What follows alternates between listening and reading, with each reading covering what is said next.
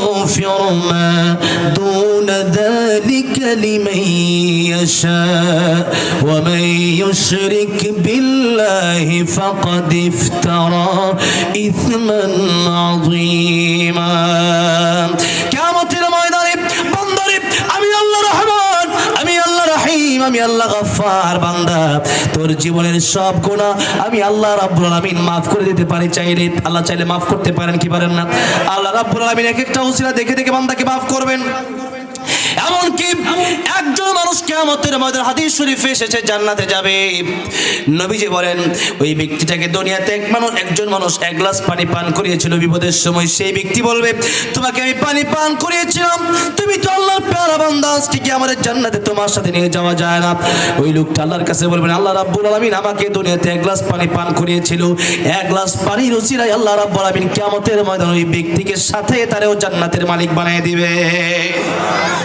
الحمد لله نحمده ونستعينه ونستغفره ونعوذ بالله من شرور أنفسنا ومن سيئات أعمالنا من يهده الله فلا مضل له ومن يضلله فلا هادي له ونشهد أن لا إله إلا الله وحده لا شريك له ونشهد أن سيدنا وحبيبنا ومولانا محمدا عبده ورسوله الذي أرسله بالحق بشيرا ونذيرا وداعيا إلى الله بإذنه وسراجا منيرا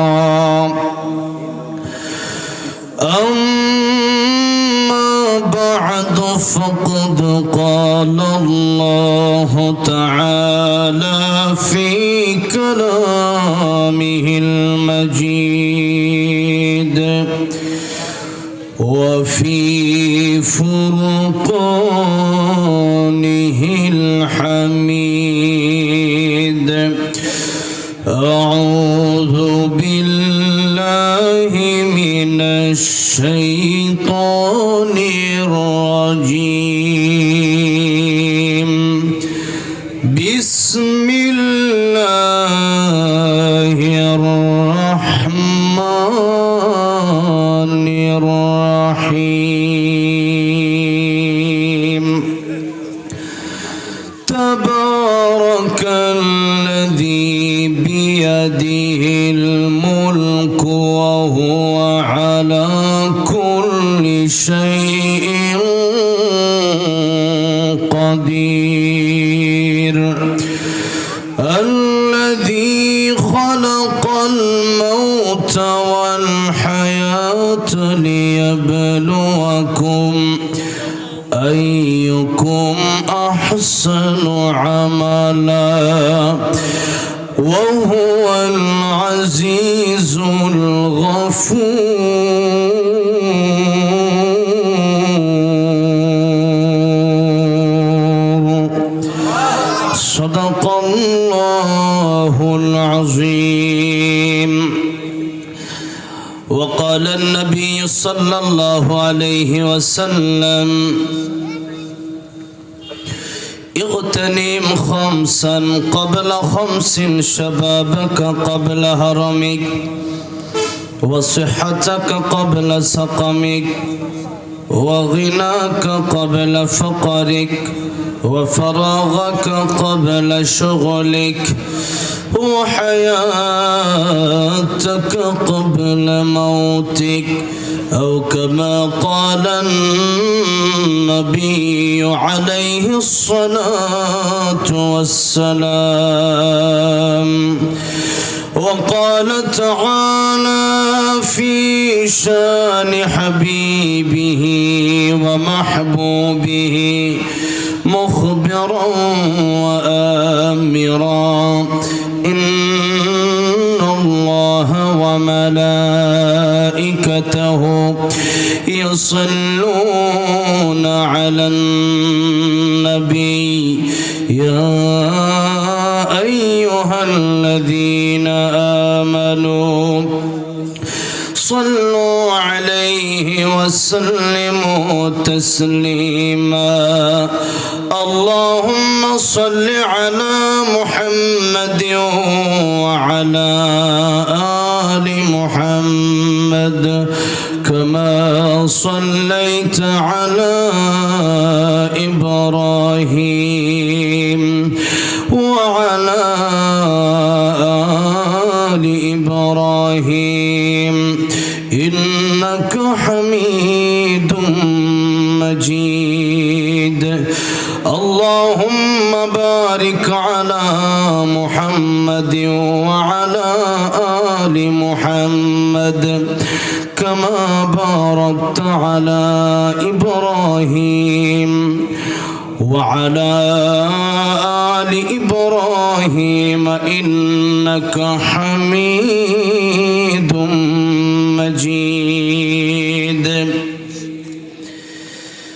পাবনা জেলার বেড়া থানার কৈটলা হরিরামপুর যুব সমাজের উদ্যোগে এবং মৃত ব্যক্তিদের রুহের মাগফিরাত কামনায় আজকের এই বিরাট ইসলামী জলসার সম্মানিত শ্রদ্ধাভাজন সভাপতি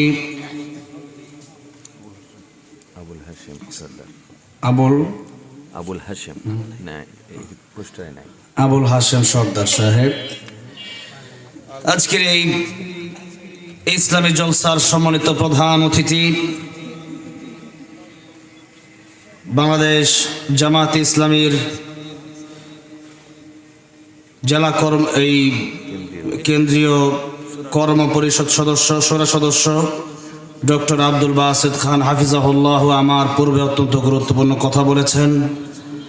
আল্লাহ সুবহান মুহিয়ান রব্বুল ইজ্জত ওয়াল জালাল আব্দুল বাসিত খান সাহেবের দীর্ঘ নেক হায়াত দান করেন, এই দেশের জন্য কাজ করার তৌফিক দান করেন, বলেন আমিন। কথা বলেছেন হযরত মাওলানা মুহাম্মদ শওকত হোসেন আল ফারুকী দামাত বারাকাতুহুম, কথা বলেছেন মাওলানা মুহাম্মদ আব্দুল হালিম দামাত বারাকাতুহুম, হাফেজ মাসুদুর রহমান সাহেব দামাত বারাকাতুহুম। উপস্থিত বিশেষ করে আমার ডান পাশে বসা আমার অত্যন্ত মহব্বতের ভাই, অত্র পাবনা জেলার বাংলাদেশ জামাত ইসলামের সেক্রেটারি, উপজেলার আমাদের প্রাণপ্রিয় শ্রদ্ধেয় আবুজর গিফারি ভাই, আল্লাহ রাব্বুল আলামিন ওনার ইলমে আমলে হায়াতে বারাকা দান করেন এবং এই মাহফিলটিতে আসার জন্য বিশেষ করে আমাকে দাওয়াত করেছেন এখানে অত্যন্ত প্রিয় ওসামা সাদি ভাই, দীর্ঘদিনের পরিচিত, আল্লাহ রাব্বুল আলামিন ভাইকে অনেক হায়াত দান করেন। সর্বোপরি এই মাহফিলটি করার জন্য, আয়োজনের জন্য যারাই কষ্ট করলেন আমার প্রাণ প্রিয় যুবক ভাইরা, শ্রদ্ধেয় মুরব্বী বাবাজিরা, এলাকার সর্বস্তরের জনগণ, আল্লাহ সুবহান মহিয়ান গরিয়ান কিয়ামতের ময়দানে মানুষ জান্নাতে যাওয়ার পরে একটি কোরআন শরীফের মাহফিলের আয়োজন করবেন। এই মাহফিলগুলো, এই ইসলামী জলসাগুলো সেই জান্নাতের মাহফিলের একটি নমুনা মাত্র। জান্নাতের ভিতরে একটা মাহফিল যেটা দুনিয়াতে হয়, একটা মাহফিল আল্লাহ সুবহানাহু ওয়া তাআলা নিজে করবেন এবং সেখানে আল্লাহ সুবহানাহু ওয়া তাআলা নিজেই জান্নাতি মানুষদেরকে কোরআন শরীফ তেলাওয়াত করে শোনাবেন। আজকের এই মাহফিলে যারা আসতে পারলাম, সেই মাহফিলে আল্লাহ রাব্বুল আলামিন যেন আমাদেরকে একটু হলেও জান্নাতের জায়গা করে দেন, বলেন আমিন। যে আল্লাহ রাব্বুল আলামিন আমাদেরকে কথা বলার সুযোগ করে দিলেন, স্বৈরাচার মুক্ত একটি দেশ আমাদেরকে উপহার দিলেন, জালেম মুক্ত একটি সমাজ আমাদেরকে উপহার দিলেন। যে আল্লাহ রাব্বুল আলামিন একটি স্বাধীন দেশ, বাংলাদেশ আমাদেরকে উপহার দিয়েছেন, সঠিক কথা সত্য কথা বলার মতো সুযোগ করে দিয়েছেন। সে আল্লাহ রাব্বুল আলামিনের দরবারে প্রাণ খুলে হৃদয়ের গভীর থেকে আল্লাহর প্রেমে মাতোয়ারা হয়ে শ্রদ্ধা জড়িত কণ্ঠে জবান ছেড়ে দিয়ে পড়ছি আলহামদুলিল্লাহ। এই আওয়াজে খুশি হতে পারলাম না। আমরা এখানে যারা আছি পুরুষ তো নাকি, আর বেশি হচ্ছে যুবক। যুবকের আওয়াজ বেশি হবে না কম হবে? পুরুষের আওয়াজ মহিলার চেয়ে কম হবে না বেশি হবে? বেশি হবে। এই হচ্ছে আমাদের সাধারণ কথা। কিন্তু অসাধারণ কথা বলেছিলেন আল্লামা দিলওয়ার হোসেন সাইদী রহমাতুল্লাহ আলাইহি। তিনি বলেছিলেন, আমরা বিড়ালের মতো 500 বছর বেঁচে থাকতে চাই না, সিংহের মতো 1 ঘন্টা বাঁচতে চাই। ঠিক না ঠিক? সেরকম আওয়াজ আজকে পাবনা থেকে আমি চাই। আর একটু বড় মাঠে করলে ভালো হতো। এই যে মানে সিস্টেমটা হচ্ছে ওই যে পিছনে অর্ধেক জায়গা ফাঁকা আর ডানে প্রচুর মানুষ। সিস্টেম আমি যদি এভাবে বসতে পারতাম, কারণ মাহফিলে আমি সবাইকে না দেখতে পারলে আমার ভালো লাগে না। হ্যাঁ, আলহামদুলিল্লাহ যারাই এসেছেন। যাই হোক, এখন আবার আলাদা করে ঢুকতে হলে কষ্ট হবে। এখানে ঢুকতে গেলেই মাহফিলের পরিবেশ নষ্ট। যে যেভাবে আছেন ওভাবে থাকেন। তবে কথা হচ্ছে আমরা কোরআনের জন্য একটু সময় নিয়ে থাকবো বলি ইনশাআল্লাহ। পাবনাতে এতদিন আসতাম, না সমস্যা নেই, পাবনাতে এতদিন আসতাম, এসেছি, এই যে সিরাজগঞ্জেও এসেছি। এই মাহফিলগুলোতে আসলে বলতো, হুজুর রাতে আমরা আপনাকে বয়ান দেবো 10টা, ওইটা বাজাতো 11:30 12টা। কেন? এত নেতার খেতা যে আমার নাম না দিলে আমি যাব না, ওকে আমার নাম দিলে আমি যাব না। এরকম নেতা খেতার জ্বালায় এতদিন পর্যন্ত মাহফিল করা যায় না। ঠিক না বেঠে? ওসি, ডিসি, এসপি, এরপরে অনুমতি দেওয়া শেষ, মাহফিল যেদিন শুরু হবে বক্তা আসছে। কি আসছে? বক্তা আসবে আমির হামজা, মাহফিল হবে না। বক্তা আসবে, কে আসবে? বক্তা আসবে তারেক মনোয়ার সাহেব, মাহফিল হবে না। বক্তা কে আসবে? বক্তা আসবে রফিক মাদারি, মাহফিল হবে না। বক্তা কে আসবে? বক্তা আসবে আল্লাহ মামুনুল হক, মাহফিল হবে না। কারণ ওদের তো দেহের ভিতরে আবু জাহেলের রক্ত প্রবাহমান, ওদের কাছে কোরআন ভালো লাগবে না। এখন কোরআন ভালো না লাগলেও আল্লাহ রাব্বুল আলামিন বাংলাদেশে কোরআনের মতো ময়দান কায়েম করে দিয়েছেন। তোদের কাছে ভালো না লাগতে পারে, বাংলার জমিন কোরআন দিয়েই চলবে। ঠিক না ঠিক? তোদের ভালো না লাগে দিয়ে কি আসে যায়? ভালো লাগবে আমার আল্লাহর কাছে, যেটা ভালো লাগবে ওটাই দেশে চলবে, ওটাই পৃথিবীতে চলবে। সামনে দিন আসছে, সামনে দিন আসছে। এগুলো যত দেখতেছেন, এই ভারত, এরপরে আমেরিকা, ইসরায়েল, যা দেখতেছেন এগুলো সব ভবিষ্যৎ হয়ে যাবে গজওয়াতুল হিন্দের মাধ্যমে। কিসের মাধ্যমে? গজওয়াতুল হিন্দের মাধ্যমে। গজওয়াতুল হিন্দে, গজওয়াতুল হিন্দের জন্য, যুদ্ধের জন্য যখন ডাক দেওয়া হবে তখন পালাবেন না যাবেন? কি করবেন? হ্যাঁ, আমাদের দেশে কিছু চাটুকার স্বৈরাচারের গোলাম ছিল হুজুররা। কয়েকদিন আগে পুলিশ ধরতে গেছে, ওই ভণ্ডটা পালাইছে, পুলিশ দেখে দৌড় দিছে। হ্যাঁ, এদেশে আমরা কোনোদিন দেখি নাই যে আল্লামা সাইদিকে গ্রেফতার করছে, আল্লামা সাইদিক পালাইছে। আমরা দেখি নাই যে আল্লাহ মামুনুল হককে গ্রেফতার করতে গেছে পুলিশ, মামুনুল হক সাহেব পালাইছে। আমরা দেখি নাই সাখাওয়াত হোসেন রাজি সাহেবকে গ্রেফতার করতে গেছে, সাখাওয়াত হোসেন রাজি সাহেব পালাইছে। কিন্তু ওটা ধরতে গেছে পালাইছে, কারণ ওটা ছিল স্বৈরাচারের দালাল। 5টা গোলাম ছিল একটা। ঠিক না বেঠে? একটা কেউ ছাড় দেওয়া হবে না। কোরআন শরীফ, আমরা কথা বলেছি মাজলুমের পক্ষে, জালেমের বিপক্ষে। যারা আলেমদেরকে তিলে তিলে শেষ করে দিয়েছে, যারা আল্লামা সাইদী রহমাতুল্লাহ আলাইহিকে ইনজেকশনের সাথে বিষ মিশিয়ে শহীদ করে দিয়েছে, যারা মতিউর রহমান নিজামী সাহেবকে ফাঁসি দিয়েছে, কাদের মোল্লা সাহেবকে ফাঁসি দিয়েছে, এই দেশে শত শত আলেমকে যারা হত্যা করেছে, এবং এই হত্যার সাথে জড়িত যেই লোকগুলো ছিল, প্রশাসনের কর্মকর্তা টিভি হারুন সহ সবগুলোর সাথে এতাত, সবগুলোর সাথে হাতাহাতি, এমন মিল স্টেজে উঠলে মনে হয় তার আপন দুলাভাই হয়। এরকম সম্পর্ক যারা রেখেছে, কি মনে করেন এরা কি আলেমদের পক্ষে ছিল না স্বৈরাচারের দালাল ছিল? হ্যাঁ, স্বৈরাচারের দালালদের পক্ষে কোনো কথা নাই। অনেকেই বলে এদের পক্ষে, ইসকনের দালালদের পক্ষে, জালেমের দালালের পক্ষে। জালেম যেরকম তার শাস্তি হবে, জালেমের দালাল যারা ছিল এদেরও শাস্তি হবে। এই জন্য আমরা মুনাফিক হয়ে বাঁচতে চাই না, আমরা বাঁচতে চাই কেবলমাত্র একজনের গোলামি করে। জবান খুলে বলেন তিনি কে? জোরে বলেন তিনি কে? জবান ছেড়ে দিয়ে বলেন আল্লাহু আকবার। আল্লাহ চেয়ে বড় কেউ আছে? জোরে বলেন আছে? নাই। আজ এই পৃথিবীর যে সিস্টেম, এই সিস্টেমটা বলেন তো আল্লাহর, এই যে বললাম আল্লাহু আকবার, আল্লাহ বড়, আল্লাহর চেয়ে বড় কেউ নাই। বলেন এই পৃথিবীতে আমরা যেভাবে চলছি, দেশ যেভাবে চলছে, পৃথিবী যেভাবে চলছে, ওটা কি কোরআনের নিয়মে, আল্লাহর নিয়মে চলছে না আমাদের নিজস্ব নিয়মে?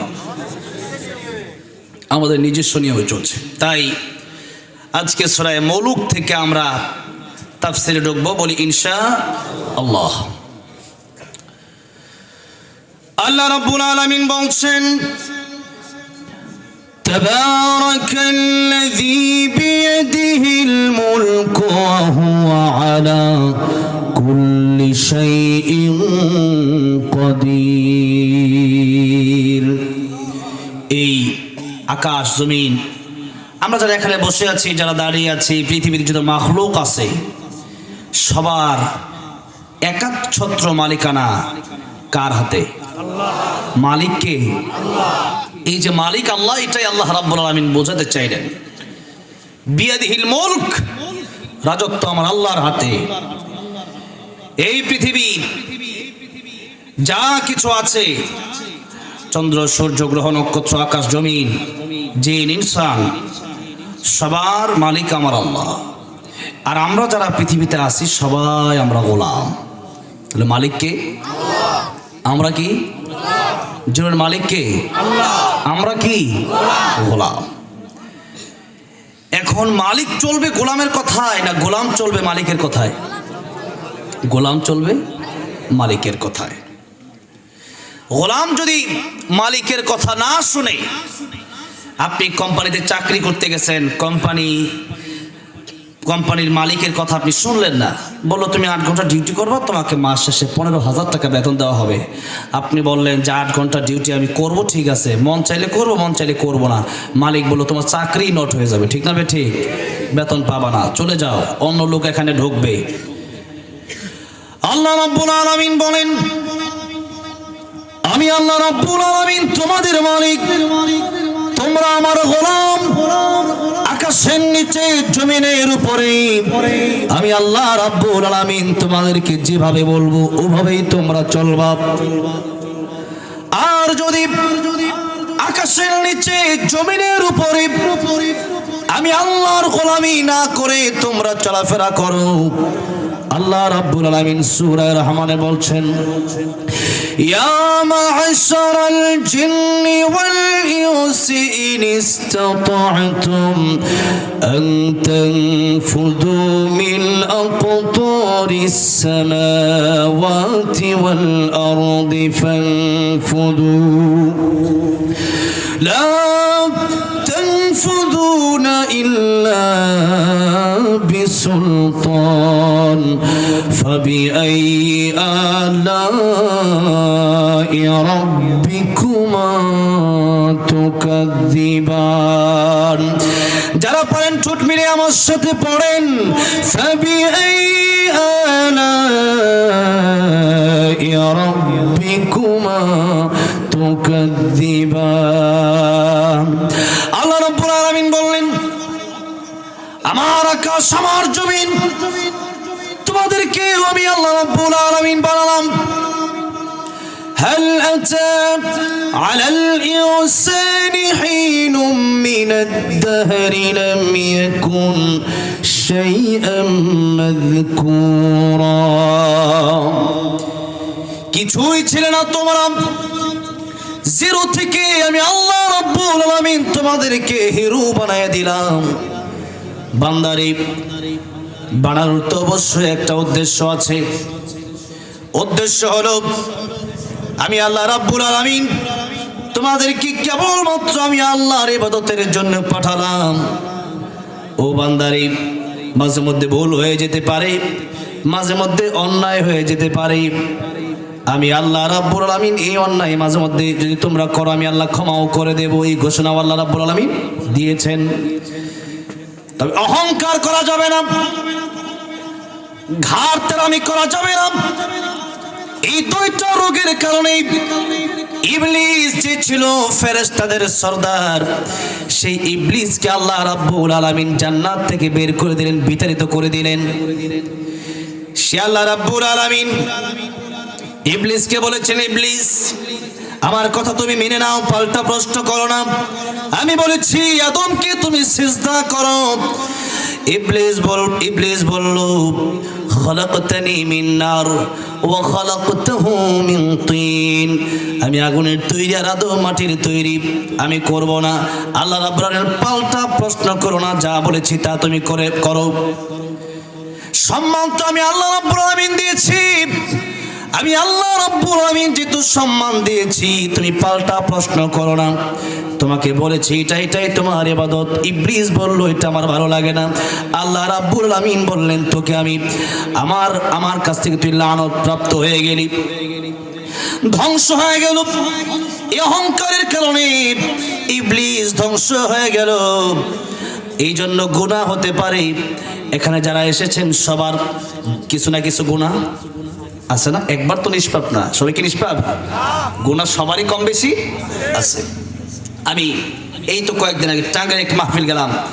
মাহফিলে যাওয়ার পর এক মন্ত্রী আসছে, সাবেক মন্ত্রী। আমি দেখে বললাম ও স্টেজে থাকলাম, স্টেজেই থাকবো না। আমি স্টেজ থেকে বের হয়ে গেলাম, গিয়ে আবার ওই মাদ্রাসায় বসলাম, যে মাদ্রাসার প্রোগ্রাম। লতিফ সিদ্দিকী আসছে। আমি বললাম টাঙ্গাইল কালিয়াতির প্রোগ্রাম ঠিক আছে, এতদিন পর্যন্ত এরা স্টেজে ক্ষমতার দাপটে উঠছে, কিন্তু এখন উঠলো কিভাবে? বলে হুজুর এদিকে এখনো তার নেতাগিরি চলে। আমি কই এখনো তারা বন্দি করার নাই, আপনারা ধরার নাই কেন? এরপরে স্টেজে উঠা, আমার আগে স্টেজে উঠছে, উঠা বলতেছে এই যে হুজুররা দোয়া করে হুজুরদের গুনাহ থাকতে পারে, আমার জীবনে কোনো গুনাহ নাই। আপনারা দেখছেন এই ভিডিওটা? কে কে দেখছেন?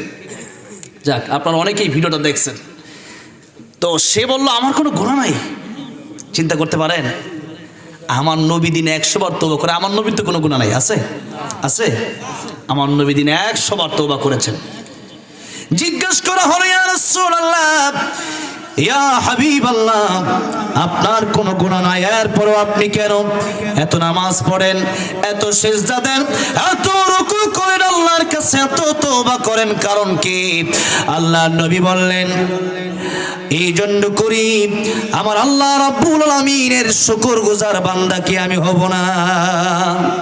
আল্লাহ শুকর আদায় করার জন্য নবী তওবা করছেন, সিজদা করছেন, রুকু করছেন, সারা রাত নামাজে দাঁড়ায় থাকছেন। আর তার মতো একটা নাস্তিক কুমার কারক, যারা হজ নিয়া তাবলীগ নিয়া তাদের ক্রিটিসাইজের শেষ নাই, এরা বলছে আমার জীবনে কোনো গুনাহই নাই। নাউজুবিল্লাহ জোরে বলতে পারেন না? নারীদের নিয়ে বেপর্দার সাথে সারাদিন ঘোরাফেরা, একের পর এক আলোচনা, একের পর এক মৌজ মাস্তি, ওগুলো আবার ইউটিউবে ছেড়ে, ফেসবুকে, অনলাইনে ছেড়ে, কত বড় দুঃসাহস! শয়তান যেরকম অহংকার করেছিল সেরকম অহংকার করে বলছে আমার জীবনে কোনো গুনাহই নাই। হুজুরদের জীবনে গুনাহ আছে, তার জীবনে নাকি গুনাহ নাই। এই জন্য আমরা দোয়া করছেন নাকি ভুল হয়েছে। নাউজুবিল্লাহ বলেন। কত বড় দাম্ভিক, কত বড় অহংকার! শয়তানের সাথে কিছু মিলছে তো? শয়তানের সাথে কিছু মিলছে? এরপরে বলল ইসলাম তো এটা অন্তরে থাকার বিষয়। এই যে হুজুররা এই যে পোশাক পরছে, এগুলো করলে কি হবে? চিন্তা করেন। এরপরে আমি সেই স্টেজে উঠলাম, আমি বললাম ওর জীবনে কোনো গুনাহ যে নাই, ও গুনাহ কারে ওইটাই তো বোঝে না। গুনাহ কারে বলে ওইটা বুঝে? ওটা তো বুঝেই না। হ্যাঁ, আহা, তাহলে আমাদের জীবনে কম বেশি গুনাহ তো আছে, না কি বলেন? আছে। ইবলিস বলেছিল আল্লাহ রাব্বুল আলামিন তোমার এই বান্দাকে আমি ইবলিস ডান দিক থেকে, বাম দিক থেকে, সামনে পিছনে, সব দিক থেকে সুম্মা লাআতিয়ান্নাহুম মিন বাইনি আইদিহিম ওয়া মিন খালফিহিম ওয়া আন আইমানিহিম ওয়া আন শামাইলিহিম। আমি ধোঁকা দিতে দিতে তোমার বান্দাকে জাহান্নামের দিকে নিয়ে যাব। আল্লাহ রাব্বুল আলামিন বললেন, ইবলিস রে, সারা জীবন ধোঁকা দেবে, আমার বান্দা মৃত্যুর আগ পেয়েও যদি তওবা করতে পারে, আমি আল্লাহ রাব্বুল আলামিন বান্দার জীবনের গুনাহগুলি মাফ করে দেব।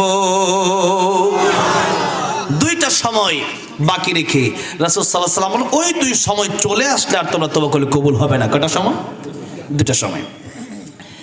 একটা হচ্ছে অলরেডি ইতিমধ্যে নিউজ হয়ে গেছে যে পশ্চিম দিক থেকে সূর্য উঠবে। রাসূল সাল্লাল্লাহু আলাইহি সাল্লাম বলেছেন, কিয়ামতের যে বড় বড় আলামতগুলো আছে এর মধ্যে একটা হচ্ছে পৃথিবীতে পশ্চিম দিক থেকে সূর্য উঠবে, তখন কিয়ামত খুব নিকটবর্তী হয়ে যাবে। এই কিয়ামত আমাদের খুবই কাছে। তো এই জন্য ওই সময় আসলে আর তওবা কবুল হবে না। আরেকটা হচ্ছে মানুষের যখন মৃত্যুর গড়গড়া শুরু হয়ে যায়, মরণের সময় যখন হয়ে যায়, মালাকুল মউত আজরাইল চলে আসছে, মৃত্যুর ফেরেশতা চলে আসছে, এখন জান বের হবে। তখন ফেরাউনও বলেছিল, আনা মিনাল মুসলিমিন, আমি মুসলমান। কোরআনে আছে না আনা মিনাল মুসলিমিন, আছে তো? তখন আল্লাহ বললেন, আল আন, এখন আর কাজ হবে না। এখন তওবা করে ভালো হইলে কি হবে? মরে যাওয়ার পরে ভালো লাভ আছে? মরার আগে ভালো হতে হবে, ঠিক না বেঠে? মৃত্যুর আগে ভালো হতে হবে। আজ ক্ষমতা চলে গেছে, এই জন্য অনেক মানুষ এখন কয় যে যা হইছে হইছে, মানে যা হইছে হইছে না, এতদিন ভালো ছিল না কেন, এখন বিচার হবে, ঠিক না বেঠে? এখন যা হইছে এটা বললে লাভ নাই, এখন বিচারের কাঠগড়ায় যেতে হবে। আমার ভাইরা, আমার মুরব্বী বাবাজিরা, বলছিলাম আল্লাহ রাব্বুল আলামিন বললেন, এই দুনিয়াতে আমি আল্লাহ তোমাদেরকে পাঠালাম আমার গোলামের জন্য। তোমরা আমার গোলাম, আমি আল্লাহ তোমাদের মালিক। মালিক কয়জন? আর আমরা সবাই গোলাম। আল্লাহ বললেন, আমি আল্লাহ রাব্বুল আলামিন তোমাদেরকে গোলাম হিসেবে পৃথিবীতে পাঠালাম। আর গোলাম যারা হয়ে যাবা, আমি আল্লাহ রাব্বুল আলামিন তাদেরকে ভালোবাসবো। কিয়ামতের ময়দানে তোমাদেরকে ডেকে ডেকে জান্নাতে যাব। কোরআন শরীফ এসেছে, ইয়া আইয়াতুহান নাফসুল মুতমাইন্নাতু রুজিই ইলা রাব্বিকি রাদিয়াতাম মারদিয়া ফাদখুলি ফি ইবাদি ওয়াদখুলি জান্নাতি। আল্লাহ বলবেন, হে প্রশান্ত মন, আমি আল্লাহ রাব্বুল আলামিন তোমাদের প্রতি খুশি, তোমরাও আমার প্রতি খুশি। এসো আমার দিকে আসো। আর ফাদখুলি ফি ইবাদি, এই যে ইবাদ, আব্দুন শব্দ থেকে আসছে। ইবাদি, আব্দুন মানে গোলাম, আব্দুন মানে বান্দা। আর গোলামি যারা করবে এদের চাকরিটাই থাকবে, গোলামি না করলে ফ্যাক্টরিতে মালিক চাকরি দেয় না। যেমনি ভাবে দুনিয়ার মালিক যদি বলতে পারে, আমি তোমাকে চাকরি দিলাম না, চাকরি যদি না করো চলে যাও, বেতন পাবা না। তবে একটা কথা আছে, ওই মালিকের সাথে বেয়াদবি করলে ওই মালিক আপনাকে ডাইরেক্ট বের করে দিলেও আল্লাহ রাব্বুল আলামিন আপনাকে সুযোগ দেন। আল্লাহ রাব্বুল আলামিন এই তাম পৃথিবীর যে মানুষ বানালেন, এই মানুষগুলোর ভিতরে 200 কোটি মানুষ ইমানদার মুসলমান, এরপর নামে বেশি কাজে কম, নামে বেশি কাজে কম। আমরা এই যে এত মানুষ আসলাম, ফজর নামাজের সময় কিন্তু এত মানুষ যায় না। আচ্ছা বলেন, আমরা যে নামাজই না পড়ি, এ দেশের ভিতরে ইসলাম কায়েম করা কি সহজ না কঠিন? আগে তো নিজেদের ঠিক হতে হবে, নাকি বলেন? পরে তো দেশ ঠিক হবে। এই জন্য আল্লাহ রাব্বুল আলামিন বললেন, গোলামি যদি আমার করো, ফাদখুলি ফি ইবাদি ওয়াদখুলি জান্নাতি, যদি গোলাম হতে পারো তাহলে তোমরা যাবা জান্নাতে। এখন আল্লাহ রাব্বুল আলামিন বললেন, আমার কোরআন দিয়া দেশ চালাও। আপনি বললেন না, আল্লাহটা ভালো লাগে না। আমি বললাম আল্লাহু আকবার, কারণ আল্লাহু আকবার স্লোগানই ভালো লাগে না। তাহলে সে কি গোলাম হতে পারবে? উল্টা শয়তানের দলে যাবে। উল্টা কার দলে যাবে? শয়তানের দলে যাবে। এখন কোরআন শরীফ দিয়ে যদি আল্লাহর গোলামি করতে হয়, আল্লাহর গোলামি শুধু ঘরের ভিতরে, মসজিদের ভিতরে আর মাদ্রাসার ভিতরে চলবে না গোটা দেশের ভিতরে চলবে? তাম পৃথিবীতেই চলবে। কিন্তু বড় দুঃখজনক ব্যাপার, সবাই বলে চলবে, কিন্তু কোরআন, আল্লাহর আইন, আল্লাহর হুকুম, আল্লাহর গোলামি আমরা শুধু মসজিদে সীমাবদ্ধ রাখছি, শুধু মাদ্রাসায় সীমাবদ্ধ রাখছি, শুধু নিজের ঘরে সীমাবদ্ধ রেখেছি। দেশে আমরা আল্লাহর কোরআনের আইন এখনো বাস্তবায়ন করতে পারি? যেমন কোরআন শরীফে আইন আছে, আস-সারিকু ওয়াস-সারিকাতু ফাকতাহু আইদিয়াহুমা, চোর যদি চুরি করে তার হাত কেটে দাও। কোরআন শরীফের আইন এটা আছে না নাই? এখন আপনি এই আইন তো মানেনি না, বরং কালকে একজন হাত কাটলে দেখবেন এর প্রতিবাদও কয়েকজন করবে, কিন্তু নামে মুসলমান কিন্তু ভিতরে ঈমান। ওমিনান নাস মান ইয়াকুলু আমান্না বিল্লাহি ওয়া বিল ইয়াউমিল আখির ওয়া মা হুম বিমুমিনিন يخادعون الله والذين آمنوا وما يخدعون إلا أنفسهم وما يشعرون। আল্লাহ বলেন, যারা বলে ঈমান এনেছি সবাই তো আসলে ঈমানদার না, সবাইকে আপনি ঈমানদার পাবেন না। অনেক লোক আছে তাদেরকে মিষ্টি খেতে বললে তারা মিষ্টি খায়, কিন্তু যুদ্ধের ময়দানে যেতে বললে পরে তারা রাজি না। বোমাবাজির সাথে আমরা নাই, তরবারির সাথে আমরা নাই। তো রাসূল সাল্লাল্লাহু আলাইহি সাল্লামের সাথে কি তরবারি ছিল না? হযরত আলী রাদিয়াল্লাহু আনহুর সাথে কি তরবারি ছিল না? হযরত আলী রাদিয়াল্লাহু আনহুর সাথে তরবারি ছিল, ওমরের সাথে তরবারি ছিল, খালিদ ইবনে ওয়ালিদের সাথে তরবারি ছিল, হযরত আবু বকর সিদ্দিক রাদিয়াল্লাহু আনহুর সাথে তরবারি ছিল। আমাদের হাতে তরবারি দেখলে জঙ্গিবাদ বলার মানেটা কি বুঝতে হবে, সমস্যা আছে কোথাও, ঠিক না বেঠে? এই যে তাহেরি, ও বলছে, এবং ওদের সাথে যারা আছে ওরা বলছে আমরা শুধু শান্তির প্রতীক, আমরা ওই বোমবাজির সাথে নাই, তরবারির সাথে, আমরা গুলির সাথে আমরা নাই। তোরা তো থাকবেই না, তোরা তো বাটপার নামের, তোরা শনি নামের বাটপার, তোরা থাকবি কেমনে? ঠিক না ঠিক? কি নবীকে শুধু মিষ্টি খাইছেন নাকি জিহাদের ময়দানও গেছেন? জান নাই? হ্যাঁ, এই জন্য বলা হয়েছে সুন্নাত নয় শুধু দাওয়াতের মেহমান, সুন্নাত নয় শুধু খাওয়া শেষে মধুপান, আরো কিছু সুন্নাত আছে তুমি জানো কি? জানলেও জীবনে কখনো তা মানো কি? সুন্নাত শুধু নয় বকরি চড়াতে যাওয়া, আর সুন্নাত হলো পাথরের আঘাত খাওয়া, ঠিক না ঠিক? মোহাব্বতে তোর খালিদ মোর আলী আবু বকরের মতো পাশে থাকো কি? আর কিছু সুন্নাত আছে তুমি জানো কি? জানলেও জীবনে কখনো তা মানো কি? এই জন্য সুন্নাত যদি মানতে হয় অর্ধেক না পরিপূর্ণ মানতে হবে। বলেন আল্লাহ রাব্বুল আলামিন বললেন, ইয়া আইয়ুহাল্লাযীনা আমানু দুখুলু ফিস-সিলমি কাফা ওয়া লা তাত্তাবিউ খুতুওয়াতিশ শাইতান ইন্নাহু লাকুম আদুউম মুবিন। গোলামি যদি করতে চাও, মুসলমান যদি হতে চাও, তোমরা অর্ধেক মানলে হবে না, বরং পরিপূর্ণ মানো। উদখুলু ফিস-সিলমি কাফা, আইতাম্মা মানলে পরিপূর্ণ মানবা, অর্ধেক মানলে হবে না। অর্ধেক মানে মুনাফিকরা, অর্ধেক মানে কারা? অর্ধেক মানে কারা? মুনাফিকরা। আপনি আর আমি কেমন মুসলমান? আপনি আর আমি হয়তো এরকম জন্মগতভাবে মুসলমান হয়েছি, আর অনেকে হয়তো ইমাম সাহেবের কাছে কালিমা পড়ে হাত রেখে মুসলমান হয়। আর আব্দুল্লাহ ইবনে উবাই আল্লাহর নবীর হাতে হাত রেখে মুসলমান হয়েছিল, কিন্তু আব্দুল্লাহ ইবনে উবাই কি মুসলমান ছিল না মুনাফিক ছিল? মুনাফিক ছিল। নামাজেও আছে, মিষ্টি খাওয়াতেও আছে, সব জায়গায় আছে। নবী কই চলো জিহাদের ময়দানে, জিহাদের ময়দানে অর্ধেক গিয়ার নাই।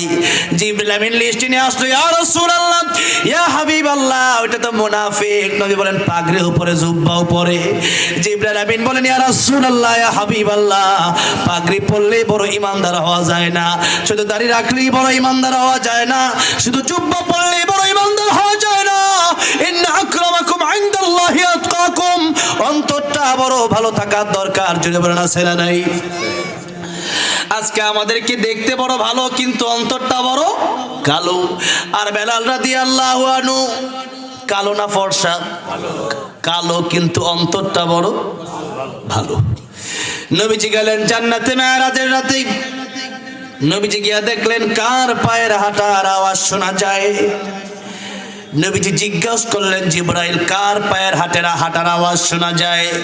জিবরাইল বলেন ইয়া রাসূলুল্লাহ ইয়া হাবিবাল্লাহ, জান্নাতের ভিতরে আপনার আগে কেউ ঢোকে নাই, তবে কথা হচ্ছে হযরত কালো বেলাল রাদিয়াল্লাহু আনহু দুনিয়ার জমিনে হাঁটে, তার হাঁটার আওয়াজ আল্লাহর তৈরি জান্নাতের ভিতরে এসে পৌঁছে যায়। লুকমান হাকিম, সূরা লুকমান কোরআন শরীফে আছে না নাই? সূরা লুকমান আছে 21 নম্বর পারা 10 নম্বর পৃষ্ঠায়।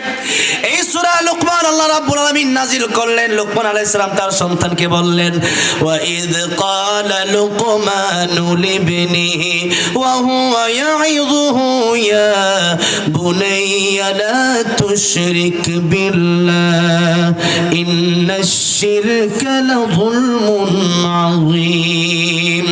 লুকমান হাকিম বললেন, সন্তান তুমি শিরিক করো না, কারণ কেউ যদি শিরিক করে তাহলে সেই ব্যক্তি আর জান্নাতে যেতে পারে। আল্লাহ রাব্বুল আলামিন বললেন, ইন্নাল্লাহা লা ইয়াগফিরু আন ইউশরাকা বিহি ওয়া ইয়াগফিরু মা দুনা যালিকা লিমান ইয়াশা ওয়া মান ইউশরিক বিল্লাহি ফাকাদ ইফতারা ইসমান আযীমা। কিয়ামতের ময়দানে বান্দারে আমি আল্লাহ রহমান, আমি আল্লাহ রহিম, আমি আল্লাহ গফফার, বান্দা তোর জীবনের সব গুনাহ আমি আল্লাহ রাব্বুল আলামিন maaf করে দিতে পারি। চাইলে আল্লাহ চাইলে maaf করতে পারেন কি পারেন না? আল্লাহ রাব্বুল আলামিন এক একটা ওসিলা দেখে দেখে বান্দাকে maaf করবেন। এমনকি একজন মানুষ কিয়ামতের ময়দানে হাদিস শরীফে এসেছে জান্নাতে যাবে।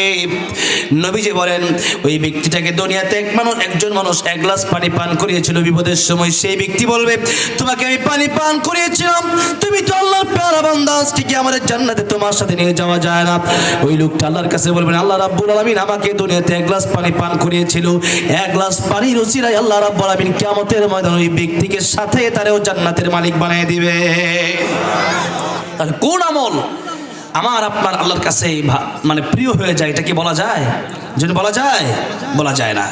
যেই কারণে কোন নেক আমল ছোট হলেও সেটা ছাড়া যাবে না, আর গুনাহ যদি ছোট হয় সেটাও করা যাবে। আপনি জান্নাতে যাওয়ার জন্য একটা নেক আমলই যথেষ্ট, আবার জাহান্নামে যাওয়ার জন্য একটা গুনাহই যথেষ্ট। আমরা জান্নাতের আশা করি আর জাহান্নামকে আমরা ভয় করি।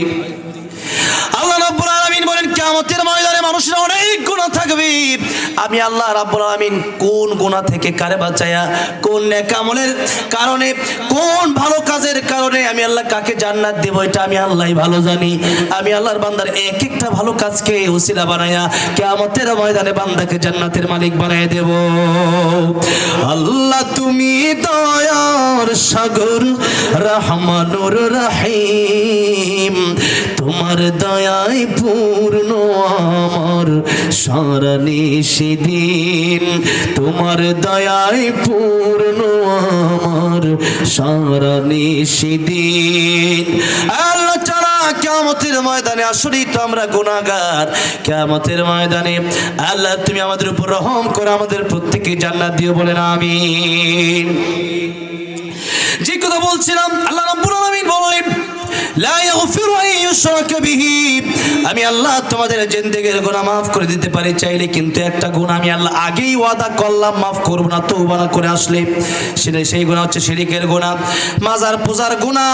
এই দেশে মাজার পূজাও আছে, এই দেশে পীর পূজাও আছে, এমন পূজা করে এই দেশে নেতা পূজাও আছে।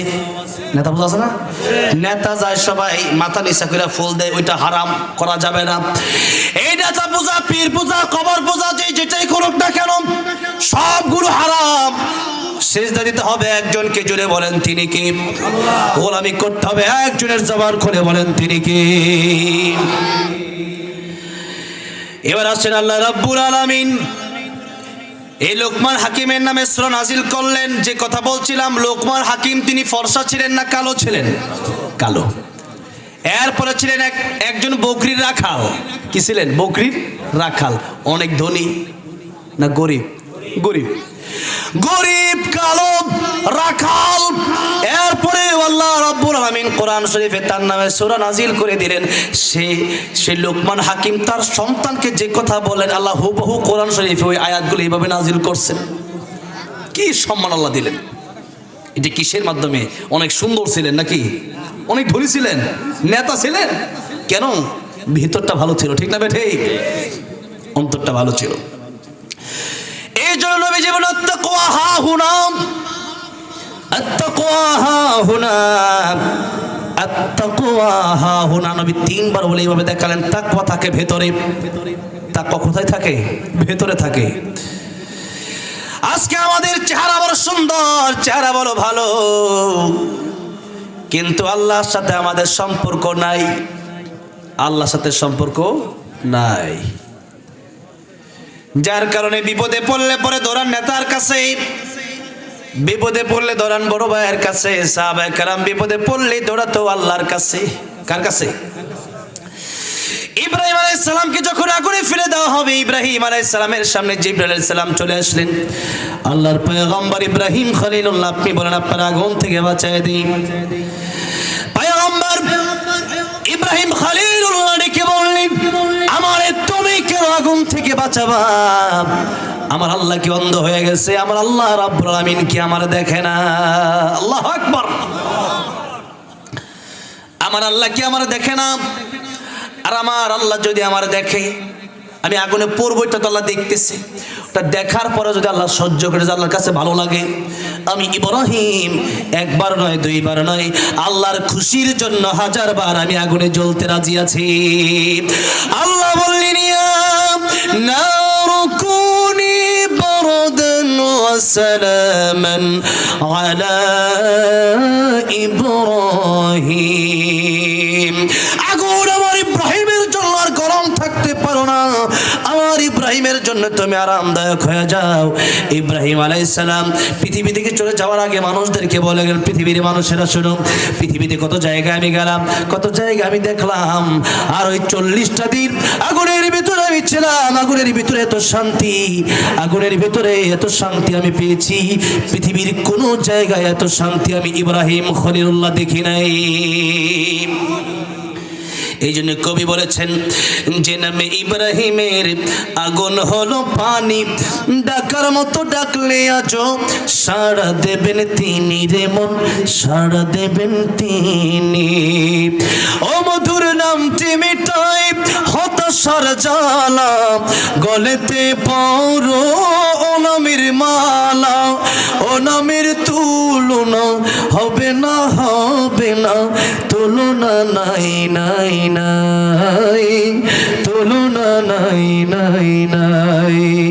এসো না আল্লাহর নামে গান গাই, এসো না মন প্রাণ জোড়াই, এসো না মন প্রাণ জোড়াই।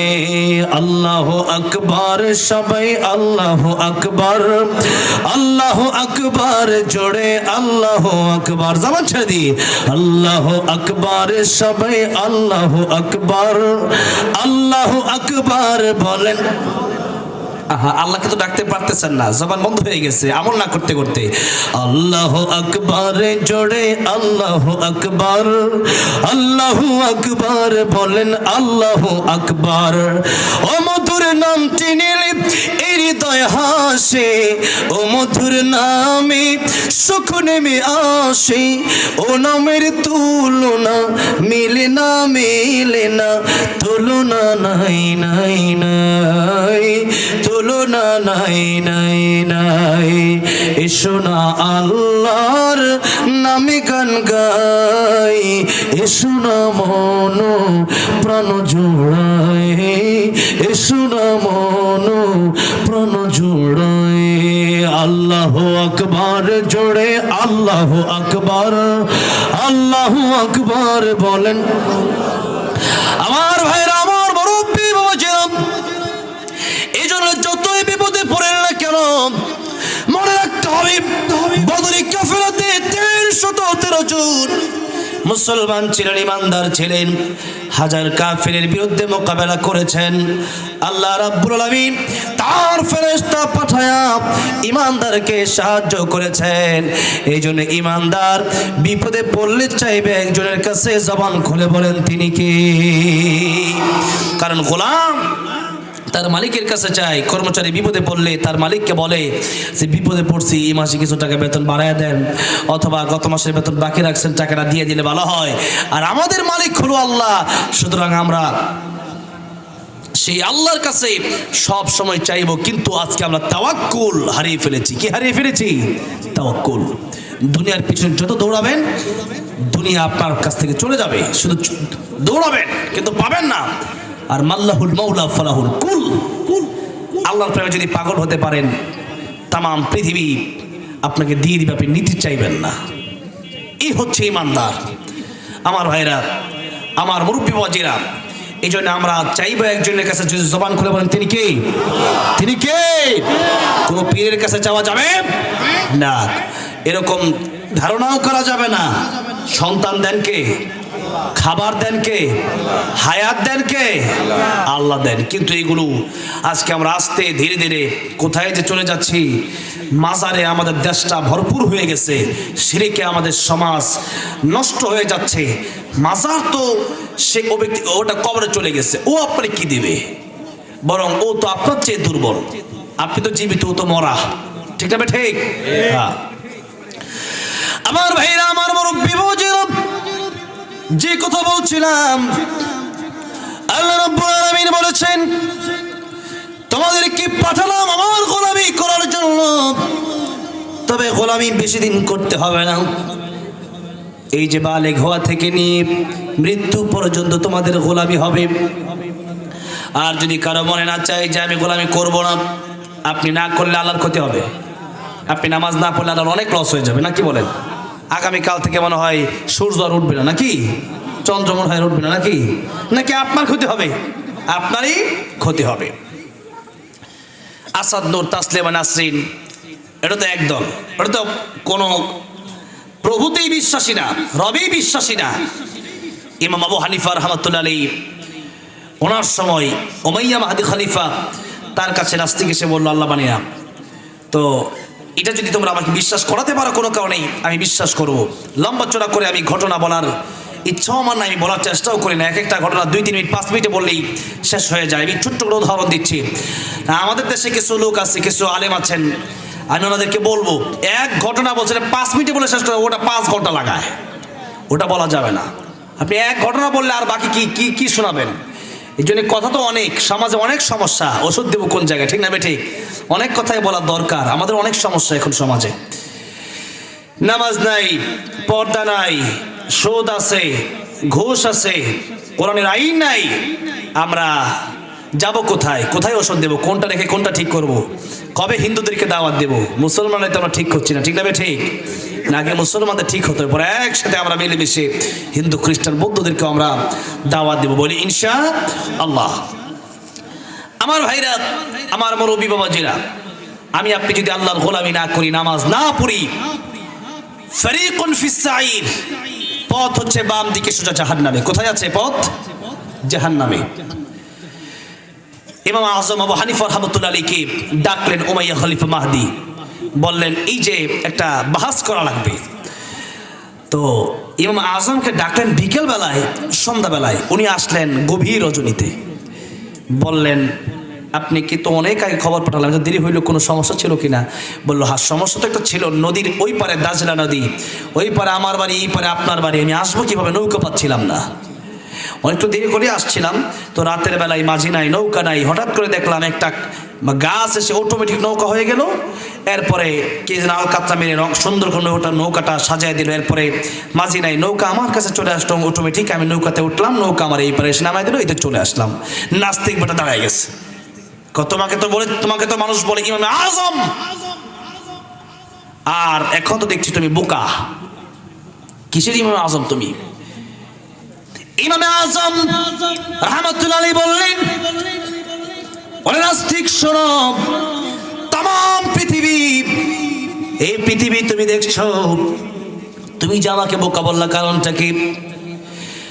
নাস্তিক বলল একটা নৌকা নদীর ওই পার থেকে পারে আসবে, মাঝি ছাড়া চলে আসবে, এরকম বোকার মতো কথা তুমি কেন বলছো? আর একটা নৌকা গাছ দিয়া কাঠ হয়ে যাবে, কাঠ মিস্ত্রি ছাড়া নৌকা হয়ে গেল, আলকাতা লাগাই দিলেন, নৌকা সাজায় দিল, এরকম বোকার মতো কথা তুমি কি যে বলছো, এগুলোকে হয় নাকি, সম্ভব নাকি? ইমামে আজম বলেন এটা কি আমাকে তোমার বোকা মনে হয়? নাস্তিক বলল হ্যাঁ অবশ্যই বোকা মনে হয়, বানানেওয়ালা ছাড়া নৌকা বনতে পারে না, চালানেওয়ালা ছাড়া নৌকা চলতে পারে না। ইমামে আজম আবু হানিফা রাহমাতুল্লাহ আলাইহি বললেন, নাস্তিক রে, আমি কত বোকা, তার চাইতে বড় বোকা তুমি।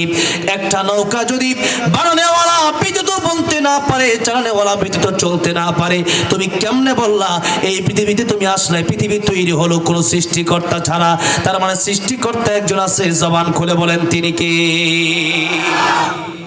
একটা নৌকা, এটাই তো কাঠমিস্ত্রি ছাড়া হয় না, একটা নৌকা মাঝে ছাড়া চলেই না।